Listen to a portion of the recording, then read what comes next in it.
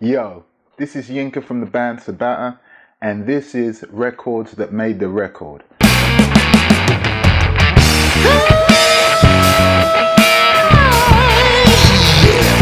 And in this edition, I'm talking about the big dogs, Black Sabbath, and the album is Black Sabbath. And oh yeah, man. I mean, look at the artwork, gatefold. This is the shit.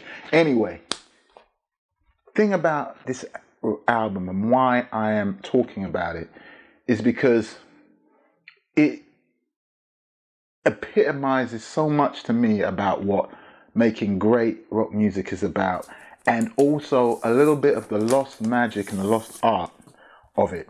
So this is obviously the debut album of Black Sabbath, and what's interesting about it, or what interests me about it, and I want to highlight about it, is that, well, anybody who knows me knows I love bass. I'm a lead guitarist, I'm a singer, but I love the bass.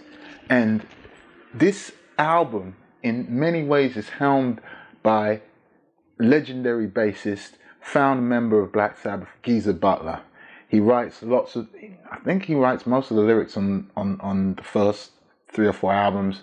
He obviously is very instrumental, pun intended, in composing the music. But also, when you listen to the album, and the first couple of albums, you hear lots of bass at the front. And this is something that clearly I have a bee in my bonnet about, because rock music, Black Sabbath, forefathers of heavy metal. Everybody would agree that. So why is it that bands that have come after them, who have followed the model in terms of the riffing, Sabbath's riffs are everywhere, why have they decided, well, actually, we don't like bass. Bass is all the way in the background. In some very famous or infamous cases, it's so low down you can't hear it at all in records. However, these guys, not afraid of it. It's up there front and center. To so much so that, track 4 from this album, NIB, starts with a bass solo by Geezer, and then it goes on from there. So I really love that kind of vibe in the music, and I took it on board in terms of making the new album. I did have this album in many ways in mind. Not, again, in terms of the riffing per se, but in terms of also the approach, because, obviously not by design, because of necessity, this album was recorded really quickly. First couple of albums were recorded really quickly. Like, they were on tour and stuff, and I think they did these things in a matter of days. Like, they didn't fuck about. They went straight to it because they didn't have the budget for much else. When, late albums come on, you can hear the production money going into it. And in my opinion, to some degree, kind of fucks it up. This remains special, remains pure, remains raw, remains gritty. And that rawness, grittiness, dirt under the fingernails type of shit, as I like to call it, is very much in evidence on the new Sabatta album, because it's all about that. It's about go to the studio, as prepared as you can, and knock it the fuck out, and perform.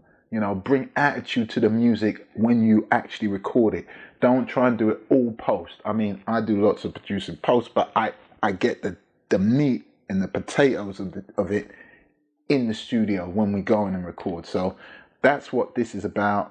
That's something that I've drawn from this. And then also, I just want to remark real quick, like, I was lucky enough to meet one of their first managers. And, that was the time I realized it's all out there for people to research, but they were originally, that Black Sabbath, that is, band called Earth. They were a blues band.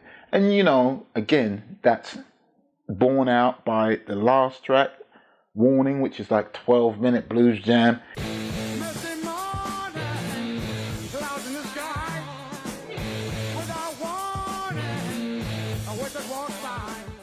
And then you even got tracks like The Wizard, which starts with a harmonica, super funky, super bluesy. I think it was even used in the final season of this show called Barry. it's all over the place. So like the influence is far and wide and has gone down over the decades. And I wanted to, and I have included some of that rawness and that vibe in the new Sabatta record. So check it out. Hope you love it. Leave a comment below. Like, subscribe, share, do all that good shit. Have a great one. Rock on until the next one. Records that made a record. #RTMTR.